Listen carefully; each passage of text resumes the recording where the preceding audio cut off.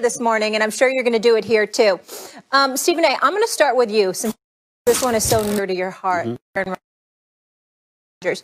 Should he want to go back and play in Green Bay? No.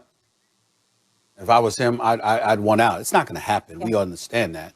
But, you know, I'm very serious when I say this, Dan. I'm not joking around by any stretch of the imagination. I think he should want out. I don't think he should want to be there. I think from the time that they drafted Jordan Love and put their succession plan right in front of their face, we walked into this season believing that Aaron Rodgers had a few years left, a few years. And yet we looked at him and we saw that the Green Bay Packers clearly made a statement that we were moving in a forward direction, and we were planning for life without you. I find that to be very insulting. And I think that when you consider you're Matt LaFleur, again, you got the job being the 27th ranked, the offensive coordinator of the 27th ranked offense in the National Football League when you were with the Tennessee Titans. And somehow, some way, you managed to get this job anyway. You go back-to-back 13-3 seasons with berths to the NFC title game. But clearly, you're Aaron Rodgers. This is the same Aaron Rodgers that was once told by the organization that shut up and go play. We make the decisions. You go out there and play. They've disregarded him for years, his wishes, et cetera, et cetera. This past season, when he threw two passes to Tavon Austin, it was the first time in his career he had thrown a pass to a first-round wide receiver pick in the NFL draft. It's the first time he did it in his career. You have just disregarded this man's wishes. You've disregarded what this man needs. You've rode his coattails and his shoulders for years and years and years. And then to culminate everything and punctuate it with what I consider to be an incredibly insulting decision on the part of Matt LaFleur, when you decide to kick a field goal with 2 minutes and 5 seconds left, you're in a 4th and goal situation. I understand it might have been daunting considering what transpired previously, but in the end, electing to give the ball back to Tom Brady when all Tom Brady needed was a first down, not a field goal, not a touchdown, just one first down to seal the deal. That's all he needed. And instead, you elect to go that route instead of telling Aaron Rodgers, this is why you get paid the big bucks. This is why you are that bad man. Go get it done. Instead of doing that, you make that decision. To me, it was the final last straw. If I'm Aaron Rodgers, I don't want to talk to him. I don't want to accept his phone calls. I don't want to look at him. You have shown I don't give a damn about what you had to say in the press conference. You have shown me you don't trust me. You don't believe in me as much as I want you to. I need to go elsewhere. Now, it's not going to happen. But you ask me, what should Aaron Rodgers feel like? Meaning, what should he want to happen? What should he do? If I was him, that's what I'd want to do. Ridiculous to pin this right now on anyone but Rodgers. I mean, it's a team effort, but Rodgers' failures are his own from yesterday. Of course, it was a bad mistake. It was a bad decision. It was a blunder by LaFleur to kick the field goal instead of going for it. You know, maybe if Rodgers on the previous play would have run when he had daylight, scored a touchdown, we wouldn't have to argue about it. At worst, he'd have been stopped on the 1, and then guess what? LaFleur would have gone for it, 4th and 1. Now, maybe he was thinking about from the 8, that's a little bit different. Maybe he was remembering back to, I don't know, the end of the first half when Rodgers had 3 shots at Devontae Adams and couldn't get it done, and then Brady came right back and got it done with a touchdown bomb.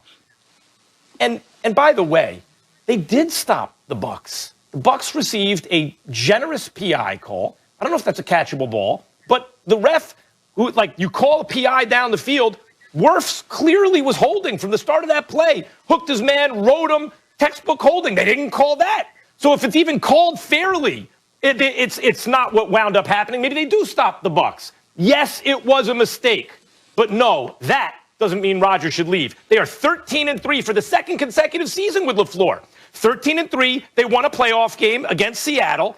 13-3 again, and they won 2 playoff games. They're heading in the right direction. Should Rodgers be mad that they drafted his successor? Of course. Just as Brett Favre was when they drafted Rodgers. That's how Green Bay does. That's their MO. That is how they operate. But now that they drafted his successor and they're having more success year after year, you have to imagine they can use this draft to go get him help finally. No. Rodgers, if you can point to a team and say that is a much better situation, Rodgers should go there at this point in his career. Okay, but I don't know that I see that. What don't the Packers have? What glaring hole? They have a great lead wide out. They have a running back. They have a quarterback. They have an offensive line. Their defense was trending in the right direction toward the end of the year. And now they don't have to worry about Rodgers' successor using that draft capital. Why would he want to leave? Learning LaFleur's system, he won 13 games. Once he knew it, he won the MVP. You want to leave that? Why, Stephen A? Because Rodgers couldn't get it done under pressure, and now you want to blame LaFleur? Get out of here. Max, I think you make some great points, especially when it comes to Aaron Rodgers outside of Green Bay. I mean, I don't think he'll play anywhere but Green Bay next season. He's going to go into his 17th year. If Aaron is going to choose to leave, he has to find a situation that's got the great coaching, the great offensive line, the number one receiver. I mean, his best friend, David Bakhtiari, plays his left tackle. Like, there's not a lot of rosters that are set up to be as good as Green Bay, like as Super Bowl worthy as Green Bay, and also the friendships that he's built in Green Bay. But if you, so like football wise, I don't see a lot of realistic options. You could throw teams out there, but the Packers aren't giving Aaron Rodgers away. Like, they're not going to go, hey, Aaron runs their go here, so we'll take a first rounder for him. Like, you're going to give me 4 first rounders. So like, that's the reality of a realistic option. Now, if you tell me that he emotionally is upset, like because of the draft pick and because of not going for it on 4th down, and he's bothered by that, I could have a little bit more of a conversation with that. But like, we're talking about a guy that was 4 interceptions. I mean, MVP of the NFL. It's going to be very difficult for him to sit back and go, oh, you know what? That team's the one that get us over the hump. You know, Max points out that they're 26-6. Now, Max, here's where I'll dispute with you. Do not sit here and say that yesterday was about Aaron Rodgers not getting it done and point to missing Devontae Adams 3 times in the first half. First of all, the first one is just as much of a drop as it is a missed throw. The second down, Lazard doesn't go to the right person. Lazard messes up that play. And the third down, it's a bang, bang, get your feet down play. So, like, we can't phrase it as he didn't get it done. Oh, yeah, he didn't. He didn't. He didn't get it done. It was not a great remarkable yesterday. Max, he was remarkable yesterday. Like, we're not pinning this loss on Aaron Rodgers.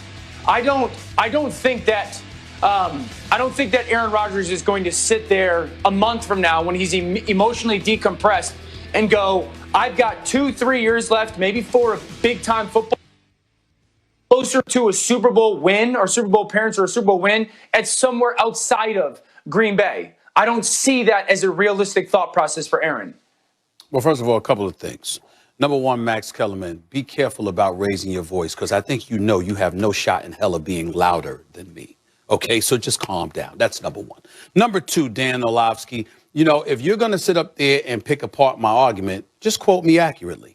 What I definitely acknowledge that the likelihood of Aaron Rodgers being let go by Green Bay is slim to none. We understand he's going to be there. But really, it's about what should Aaron Rodgers want? And what I did was highlight the treatment that he has received. We saw him yesterday. We saw him at the beginning of the season. We talked this year about while he was performing, how he had a little chip on his shoulder, a little edge because of some of the things that transpired with the Green Bay Packers. And when you bring up the 17th year, I want you to take a moment, Dan Orlovsky, to imagine yourself. It's 17 years. You've performed at a very, very elite level, and you don't feel that the respect and deference that should be accorded to you has been accorded to you. Because Aaron Rodgers, whether subtly, tacitly, directly, or otherwise, this man has spoken about these things over the last several years. So when we look at the record, you can sit up there, both of you can say, well, Matt LaFleur is 13-3 back-to-back seasons. I would say to you that a quarterback that has thrown for over 8,300 yards, that has thrown 74 touchdowns and just 9 interceptions in that span might be the biggest reason why that is. No doubt. And so all I'm trying to say is that if I'm Aaron Rodgers, listen, well, you can say that, But I can point to Aaron Rodgers being in NFC championship games with Mike McCarthy. I can point to him winning a Super Bowl championship with Mike McCarthy. I can point to Mike McCarthy, no disrespect to him, but essentially riding the coattails of Aaron Rodgers all of those years. So what I'm saying is, when we look at a guy, of course there are other things that come with being a head coach other than just the quarterback position. Please let's not act like we need to be literal here. I'm just saying the bottom line is the Green Bay Packers are about Aaron Rodgers, and everybody seems to know that,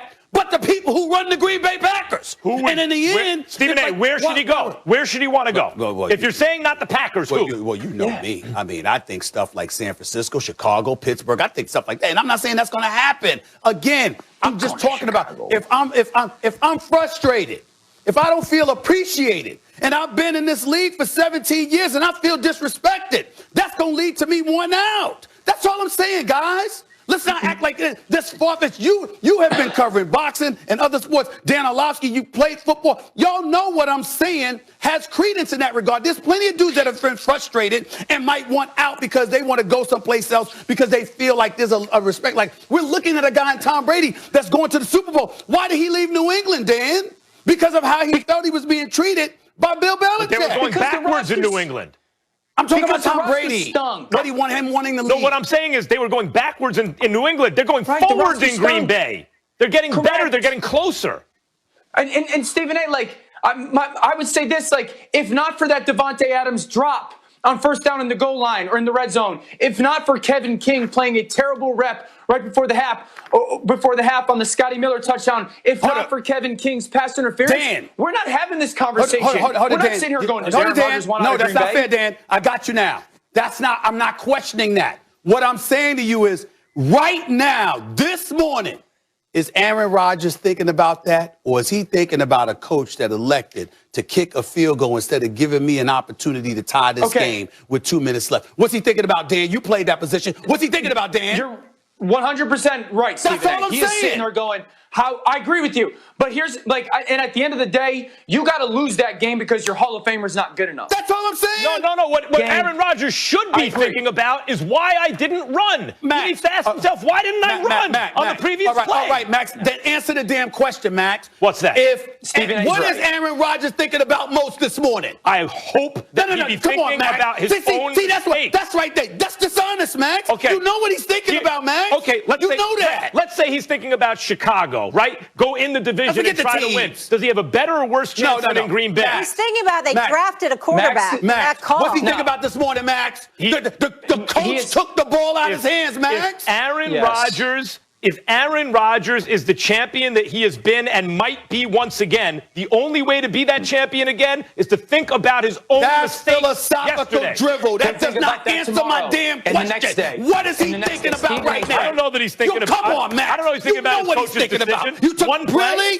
Really? Yeah. Okay. You know what? I believe you. I believe you. You might not know.